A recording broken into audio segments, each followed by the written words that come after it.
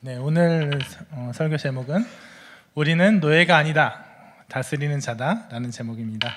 우리는 노예가 아니다, 다스리는 자다. 오늘 읽은 본문은 아마 창세기 1장 말씀, 아마 성경 말씀 중에 가장 많은 공격을 받은 본문 중에 하나일 거예요. 하나님께서 이 세상을 엿새 동안 말씀으로 그때마다 단번에 뭐 해도 달도 단번에 창조하셨고 아마도 그 시간은 5,000년을 크게 넘지 않을 거다, 뭐 이런 얘기는 사실 하나님을 믿지 않은 사람들이 쉽게 믿을 수 있는 얘기는 아닌 것 같아요. 사실 뭐 하나님을 믿는 심지어 많은 이른바 신실한 그리스도인들도 진화론자들이 내놓는 합리적이고 과학적인 증거들 앞에서 곤혹스러움을 느끼곤 합니다. 그에 따른 반응들은 이제 여러 가지로 나뉘어요. 성경에 있는 창조 역사를 두고 이건 그냥 비유의 말씀이야, 그냥 그저 수사적인 표현이 아닐까 하고 생각하는 사람도 있고, 반대로 아니야, 이건 실제 일어난 일을 분명해, 진화론이 틀렸어 하고 진화론의 허점과 잘못된 증거들을 찾는데 열심인 사람도 있습니다. 혹은 신앙은 원래 이성의 문제가 아니라 믿음의 문제, 받아들임의 문제라고 여겨서 진화론이 객관적으로 맞지만 나는 주관적으로 창조론을 믿는다. 저도 이게 어떻게 구분이 그렇게 되는지 모르겠는데 그런 얘기를 하는 사람도 있어요. 근데 사실 대부분은 그냥 외면하죠. 그냥 골치 아픈 얘기는 신경 안 씁니다. 이건 그냥 골치 아픈 문제고 내 구원의 문제랑은 별 상관없다고 생각하는 경우가 많아요. 사실 창세기 1장 1절 태초에 하나님이 천지를 창조하시니라만 믿으면 나머지 시시콜콜한 문제들, 하나님께서 6날 동안 세상을 창조하셨다는데 그 한 날이 진짜 24시간이니 비유적인 시간이니, 하나님이 진짜 진화라는 도구를 사용하신 거일 수도 있지 않느니, 이런 골치 아픈 문제들은 중요한 게 아닐 수도 있어요. 하나님께서 이 세상의 주인이시고 나를 구원하실 것만 믿으면 나머지는 넘어가도 될 것 같은 생각도 저도 조금 들어요. 사실 저도 이 창세기 1장 엄청 보수적으로 문자적으로 믿는 사람 중에 하나지만 거기에 목숨까지 걸 생각은 없거든요. 만약 누가 태초의 천지창조를 비디오로 찍어줘서 그 테이프를 나한테 보여주면서 야, 내 말이 맞잖아 하면은 그러네? 하나님 정말 그렇게 사용하셨네? 라고 생각하고 그럼 이 말씀을 어떻게 생각해야 될까라고 고민할 거지, 그렇다고 하나님 안 계신 거 아니니까, 그렇다고 하나님 이 세상 주인이신 거 아니니까 저는 그 자구 하나하나에 창조과학회 같은 데서 연구하시는 분들의 작업도 의미는 있다고 생각하는데 거기에 인생을 걸 생각까지는 없어요. 그리고 제가 말하고 싶은 문제는 이렇게 창세기 1장이 골치 아픈 본문처럼 여기지면서 그 안에 담겨있는 메시지까지 외면당하는 경우가 많은 것 같아요. 그래, 하나님 나 이거 믿어 하고 그냥 넘어가 버리는 경우가 많은 것 같아요.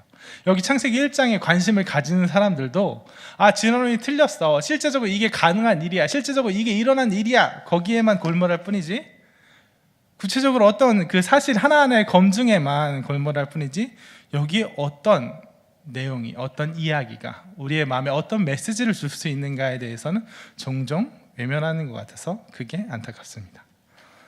창세기 1장은 그렇게 쉽게 넘어갈 본문이 아니에요.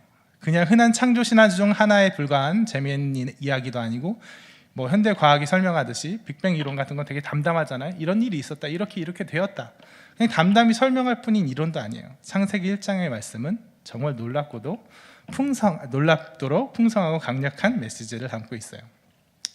이 메시지를 우리 안에 제대로 살려내기 위해서는 역설적으로 이 창세기 1장을 가장 먼저 받아들였을 1차 독자, 즉 이 성경이 쓰여졌을 당시에 가장 먼저 접했을 사람들을 이 누군가 하는 거에 주목해야 돼요. 창세기가 모세에 의해 쓰여졌을 당시 가장 먼저 이 성경을 읽어본 독자 누구죠? 이스라엘 백성들이에요. 좀 더 정확히 말한다면 수백 년간 애굽에서 종살이를 하다가 수백 년간 이집트 그 민족 안에서 그들의 사상과 세계관과 종교에 찌들어 있다가 이제 막 출애굽을 해서 나온 그 이스라엘 백성들이에요. 그들에게 이 성경이 어떤 의미였을까요? 당시 이스라엘 백성한테 이 세계라는 건, 이 세상이라는 건 참으로 무섭고 강하고 나에게 적대적인 것들로 가득 차 있었어요. 이스라엘 백성이 수백 년간 종살이 하던 곳 애굽 어디죠? 다신교 사회예요. 이 세상 만물을 신으로 섬기는 사회예요. 하늘도 신이고 땅도 신이고 산도 신이고 강도 해도 달도, 심지어는 개구리마저 신의 화신이고 뱀마저 신의 화신이에요. 그러니까 어떻게 돼요? 이스라엘 백성들이 생각하기에는, 받기로는 이 세상 만물들이 다 신으로서 내 위에 있는 거예요. 내가 이 모든 것들이 다 내가 섬길 거래요. 뭐 실제적으로 믿었던 안 믿었던 수백 년간 그걸 들어왔어요. 애굽 백성에 의해서 수백 년 동안 거기에 영향을 받을 수밖에 없었을 거예요. 게다가 그 신들이, 이 세상 만물이 신들로 가득한데 다 신인데, 그 신들이 나한테 호의적인 신이냐? 아니에요. 애굽 사람이 신이니까. 애굽 백성은 신의 아들 파라오가 섬기는 선택받은 민족으로서 그 위에 서 있고, 히브리 민족은 어때요? 그 밑에 노예로서 섬겨야 되는 민족이에요. 수백 년간 그런 취급을 받고 그런 얘기를 들으면서 살아왔어요. 이 세상 만물이 다 신으로서 내 위에 있고, 그나마 인간 중에서도 애굽 백성이 신의 선택받은 민족이고, 난 그 밑에서 노예가 되어 있어야 되는 그런 비천하고 낮은 노예 백성이라는 거예요. 그렇게 수백 년간을 지나왔으니까 그런 그들이 얼마나 위축되고 자신감이 없고 스스로를 가치 없다 여겼을지 한번 상상해 보세요.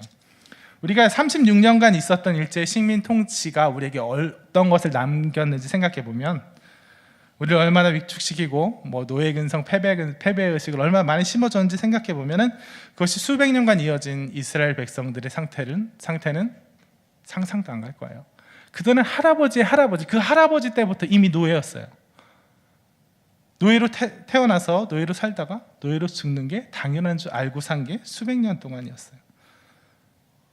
그러니까 그들이 자기에 대해서 얼마나 자부심을 가질 수 있겠어요. 이스라엘 백성이라는 건 오히려 부끄러움과 오히려 치욕의 표지일 뿐이지, 내가 이스라엘 백성이라는 거에 대해서 조금도 자부심도 자존감도 갖지 못하는 그런 위축한 백성이 바로 당시의 이스라엘 백성이에요. 그런 그들에게 바로 하나님께서 이렇게 말씀하시는 거예요. 야, 그거 아니야. 해가 신이라고? 달이 신이라고? 산이 신이라고? 이 세상 만물이 신이라고?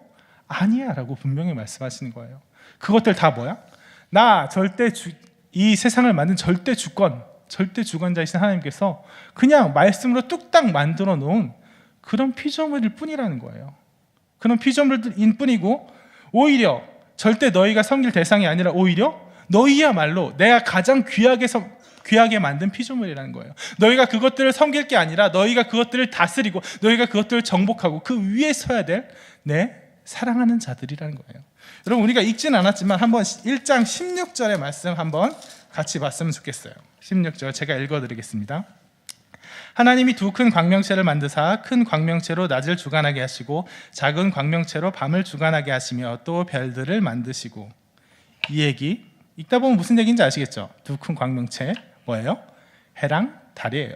큰 광명체가 해고 작은 광명체가 달이에요. 근데 이렇게 광명체, 참 발음하기도 힘들죠. 흔히 말하는 그냥 하나님이 해를 만드시고 달을 만드셨습니다. 해로 낮을 주관하게 하시고 달로 밤을 주관하게 하셨습니다. 안 하시고 이렇게 굳이 왜 두 큰 광명체라는 잘 쓰지도 않는 단어를 왜 쓰셨을까요? 의도를 갖고 쓰신 거예요. 그거는 해랑 달이 그냥 다 광명체라는 거예요. 그냥 빛덩어리라는 거예요. 해가 뭐예요? 애굽 백성들이, 이집트 백성들이 가장 높은 신으로 섬겼던 태양신 라예요. 달은 뭐예요? 뭐 테베의 3대신 중 하나로 태양신 라와 동일시된 남은 신의 아들 콘수라는데, 뭐 이렇게 말하면 뭔지 전혀 모르시겠죠. 하여튼 되게 잘 나가는 신이라는 거예요. 그러니까 그 수백 년 동안 해와 달이 신으로 알고 있었던 애굽 백성, 그 밑에서 종살이했던 이스라엘 백성에게 이렇게 말씀하신 거예요. 하늘의 해, 하늘의 달, 그거 다 빛덩어리일 뿐이야. 광명체야. 그냥 너희를 비추라고, 너희를 위해서 비추라고, 너희를 위해서 땅을 비추고 너희가 오히려 다스리라고 만들어낸 내 피조물일 뿐이야. 너희들 억눌려 있던 그 허리를 펴라. 너희들 위축되어 있던 그 마음을 펴라. 너희 그 노예로서 정말 위축되어 있고 너희 스스로가 정말 가치 없다고 여겼던 그 마음을 회복하라는 거예요. 이 말씀들이 이스라엘 백성에게 얼마나 충격적이고 감격적인 말씀인지 이었을지 한번 생각해 보시기 바랍니다. 이건 놀라운 역전의 말씀이에요. 놀라운 회복의 말씀이에요. 가장 낮은 곳에서 모든 것을 섬기던 정말 엄청나게 찌질하던 이스라엘 백성들이 하나님의 말씀의 선포와 함께 절대 주권 하나님께만 있고 그 나머지 것들 아무것도 아니고, 너희들을 여태까지 억눌러 왔던 건 아무것도 아니고, 그 절대 주권을 가진 하나님께서 너희에게, 이스라엘 백성에게 무한한 사랑을 쏟아붓고 계시다는 사실, 그 모든 것들, 너희가 섬겨왔던 그 모든 것들의 억압을 풀고 일어나서 그것들을 오히려 다스리게 만드셨다는 그 사실, 이스라엘 백성에겐 놀라운 역전의 말씀이고 회복의 말씀이에요. 그것들을 이스라엘 백성이 거짓된 노예의 자리에서 원래 그들이 참되게 누려야 할 선택받은 백성의 자리로, 하나님 사랑의 자리로 인도해내는 그런 말씀인 거예요. 이래도 창세기 1장이 그냥 담담한 사실의 서술일까요? 아닌 거예요. 자, 그럼 오늘 이 말씀을 우리한테 한번 적용해 봅시다. 생각해 봅시다. 창세기 1장이 놀라운 회복의 말씀이고 노예 해방의 말씀이고 그들을 원래 있던 자리로 돌이키는 말씀인데, 자, 우리한테 어떻게 적용할 수 있을까요? 일단 우리는 노예는 아니에요. 그렇죠? 여기 누구도 노예는 없어요. 대한민국 땅에 노예는 없죠. 법적으로 인정되지 않아요. 뭐 염전도에 이런 사건이 있었긴 한데 그건 그냥 범죄고, 사회적으로 용인되는 나라는 뭐 지구상에 없죠. 이제 노예제도가 인정되는 나라는 지구상에 법적으로, 최소한 공식적으로는 없는 것 같아요. 우리들 모두 자유민이에요. 우리들 모두 법적으로, 사회적으로는 자유롭다고 얘기해요. 근데 과연 우리 모두 자유로운가요? 우리 모두? 그건 좀 생각해 봐야 될 것 같아요. 돈, 권력, 명예, 자리, 돈의 노예, 뭐 물질의 노예 얘기를 많이 해요. 우리는 자유롭다고 얘기하지만, 우리는 자유민이라고 얘기하지만 어떤 부분에서 현대인들은 더 거기에 그 어떤 노예보다 더 강하게 예속돼 있어요. 사실 노예는 그렇게 열심히 일하지 않거든요. 어차피 주인한테 돌아가니까 어차피 열심히 일하지 않아요. 노예가 채찍질로 맞을 때만 이렇게 슬쩍 일하는 척하지, 안 보이면 농땡이도 피우고 슬쩍 속이기도 하고 그런 게 노예예요. 근데 현대인들, 어떻게 보면 돈의 노예, 물질의 노예가 된 사람들은 어쩌죠? 그 누구보다도 더 자발적으로, 더 열심히 그 주인을 섬겨요. 오늘 좀 소홀했다, 오늘 좀 열심히 하지 못했다 싶으면 내가 이렇게 막 살면 안 되는데 하고 가슴을 치면서 내일 더 열심히 해야지 하고 일을 꽉 깨물고 정말 열심히 살아요. 이 세상, 아마도 이 세상에 과거에 존재했던 그 어떤 노예도 이렇게 충실하게 주인을 섬기며 주인한테 매여 있지는 않을 거예요. 그럼 과연 왜 이런 일들이 생기는 걸까요? 왜 그리 돈에, 명예, 자리에, 뭐 이 물질적인 것들에 노예가 되길 자청하고 그 밑에서 그것들을 열심히 섬기는 걸까요? 그것들은 첫째로 탐욕일 거예요. 그것들이 너무나 좋기 때문일 거예요. 그것들이 뭐 실제로 중요하기도 하기 때문일 거예요. 그것들이 너무나도 좋고 너무나도 간절해서 그 간절함이 그 사람들을 거기에 매이게 만드는 그런 역할을 할 거예요. 하지만 동시에 제가 생각하기에 더 큰 거는, 오히려 더 강력한 거는 그것 말고 다른 가치를 알지 못하기 때문이에요. 그것 말고 다른 가치를 알지 못하기 때문에 거기에 너무 큰 가치를 부여하기 때문이에요. 원래 그게 욕심이 나고 원래 좋아 보이고 원래 중요한 그것들이지만 그것들에 매이지 않을, 그것들의 유혹을 어떤 때는 좀 놓아버릴, 뿌리칠 다른 어떤 가치도 알지 못하기 때문이에요. 여러분, 사람들이 돈 좋아하는 거, 사람들이 물질 좋아하는 건 옛날부터 지금까지 그랬어요. 쭉 여전했어요. 옛날 사람들이라고 돈에 초연하고 물질에 초연한 사람들이 아니었어요. 욕심은 원래 그래요. 그리고 원래 그것들 중요한 거, 돈이 인간 세상, 인간 삶에서 중요한 거 당연한 일이에요. 근데 점점 사람들이 왜 점점 돈에 매이고 사람들이 왜 점점 더 그 명예나 자리나 물질에 매이는가? 그거는 그 원래 중요했고 원래 욕심나는 그것들에 우리가 버틸 힘들이 점점 줄어들고 있기 때문이에요. 옛날엔 돈 말고 다른 가치들이 더 좋게 여겨지기도 했어요. 옛날엔 어떤 인간성이라든가 어떤 이데올로기라든가 그게 더 강하게 여겨지기도 했어요. 근데 점점 그런 모든 이데올로기들이 무제한적으로 파괴되고 모든 가치들이 무제한적으로 파괴되는 그런 시대에 우리는 살고 있는 것 같아요. 그래서 옛날엔 뭐 국가를 위해서, 나라를 위해서, 뭐 군자, 가정, 뭐 도덕, 여러 가지 가치들이 점점 더 파괴돼서 이제는 모든 가치들이 그냥 물질로 환산되고 물질이 가장 큰 가치를 부여받게 되는 그런 시대에 우리는 살게 되는 것 같아요. 그거는 엄청나게 우리들 가운데 정말 은연 중에 우리들 가운데 내면화되어 있는 상황 중에 하나예요.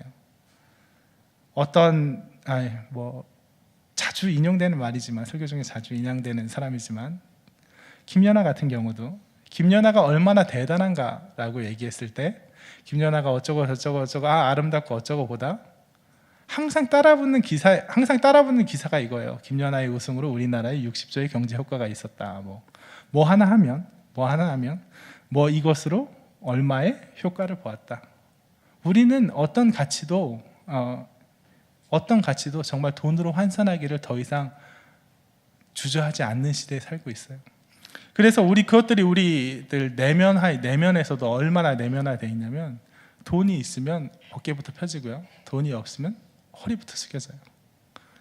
돈이 엄청 중요하기 때문에 돈이 있으면 그 돈을 가지고 다른 사람을 무시하고, 돈이 없으면 그 무시를 당연히 받아들여요. 그러면 그거는 돈을 무시하는 것, 돈으로 다른 사람을 무시한다, 그런 거는 다른 사람을 무시하는 동시에 자신을 무시하는 거예요.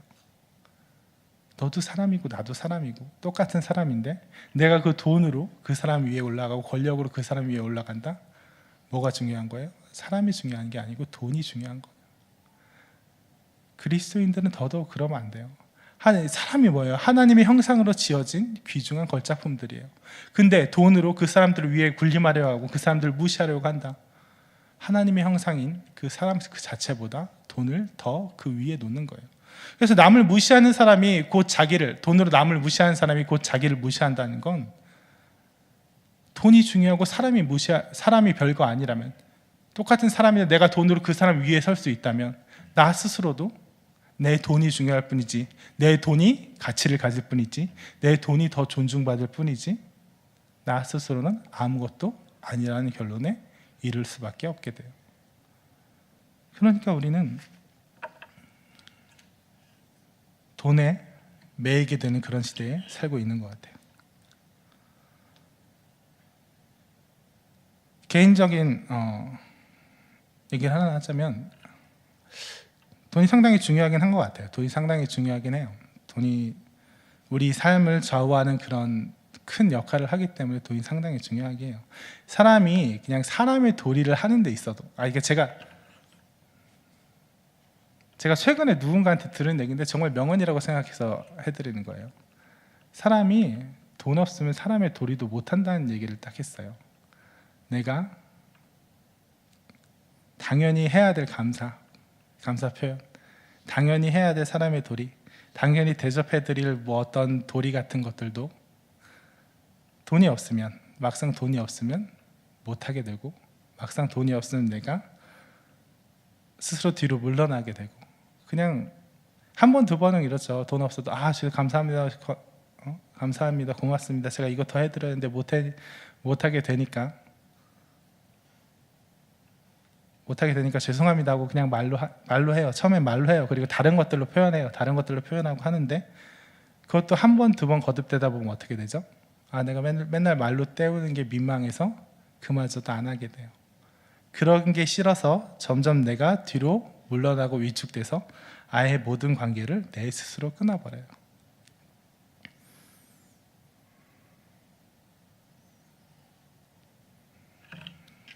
그렇습니다. 그러니까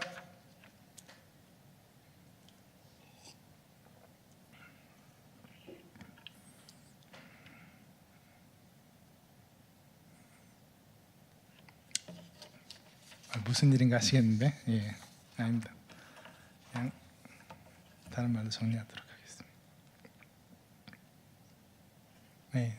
다른 말로 정리하도록 하겠습니다. 돈이 중요해요. 돈이 중요합니다. 물질이 중요합니다. 근데 그런 것들을 일단 두 가지로 정리할게요. 물질이 중요합니다. 물질이 중요한데 거기에 우리는 매일 필요 없어요. 그 물질이 우리를 위협할 수가 없어요. 누가복음 12장 29절, 너희는 무엇을 먹을까 무엇을 마실까 하여 구하지 말며 근심하지도 말라. 이 모든 것은 세상 백성들이 구하는 것이라. 너희 아버지께서는 이런 것이 너희에게 있어야 할 것을 아시느니라. 물질이 엄청 중요합니다. 하지만 그 물질이 우리 자신의 삶의 근거를 파괴할 정도까지 하나님 내버려 두지 않으세요.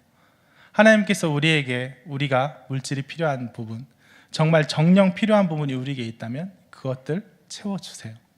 그러니까 우리는 물질이 나를 떠나갈까? 내가 정말 꼭 필요한 물질이 있는데 그것들이 없으면 내 인생이 파괴될까? 걱정하지 않았으면 좋겠습니다. 걱정하지 마세요. 하나님께서는 우리가 물질에 의해서, 그 부족에 의해서 우리 삶이 파괴될 때까지 남겨두지 않으세요. 그리고 두 번째로, 우리가 물질로 가치를 환산하는 것에 너무나 익숙해서 물질이 내게 없다고, 내가 세상 사람들의 인정을 받지 못한다고 위축되고 물러나지 마세요. 우리는 물질이 없으면 가치가 없고, 물질이 없으면 존중받지 못하고, 물질이 없으면 뭔가 못난 존재가 되는 그런 존재들이 아니라 하나님께서 너무나도 사랑하시고 이 세상 그 모든 것들 너에게 선물로 더해주겠다고, 너희가 가장 좋다고, 너희를 볼 때 내 마음이 가장 좋다고, 보시기에 좋았더라, 그렇게 말씀하신 귀한 존재들입니다. 절대로 돈이 있다고 혹은 돈이 없다고 우리의 가치가 조금이라도 더 올라가거나 덜 해지는 것은 아닙니다. 그러니까 우리는 물질 그 자체가 우리 자신의 가치를 건드릴 수 없다는 것, 그것들 기억하시기 바랍니다. 그래서 우리는, 오늘 설교 제목이죠. 우리는 노예가 아니에요. 다스리는 자예요. 이 세상 어떤 것들이 나의 마음을, 이 세상 정말 중요한 그것들이 나의 마음을 틈타려고 할 때, 나를 노예 삼으려고 할 때, 너 나 없으면 안 될걸? 너 나 없으면 망할걸? 너 나 없으면 네 삶이 파괴될걸? 그러니까 내가 얼마나 중요한지 깨닫고 나를 섬겨라 라고 윽박지를 때, 그 모든 것들 우리가 단지 다스려야 하는 것임을 기억해내세요. 그것들은 그냥 하나님께서 우리에게 선물로 주시는 것들입니다. 하나님께서 우리에게 더해주시는 겁니다. 하나님께서 우리에게 그것들 위해서 다스리라고 명해 주신 그런 것입니다. 빌립보서 4장 12절 말씀, 13절 말씀과 연결될 수 있겠습니다. 나는 비천에 처할 줄도 알고 풍부에 처할 줄도 알아. 모든 일 곧 배부름과 배고픔과 풍부와 궁핍에도 처할 줄 아는 일체의 비결을 배웠노라. 내게 능력 주시는 자 안에서 내가 모든 것을 할 수 있느니라. 빌립보서에 나온 바울의 고백처럼 하나님께서 우리에게 선물로 주신 그 모든 것들 밑에서 그것들을 섬기는 것이 아니라 그 모든 것들을 다스리는 우리 홍대세교회 성도분들 되셨으면 좋겠습니다. 기도하겠습니다.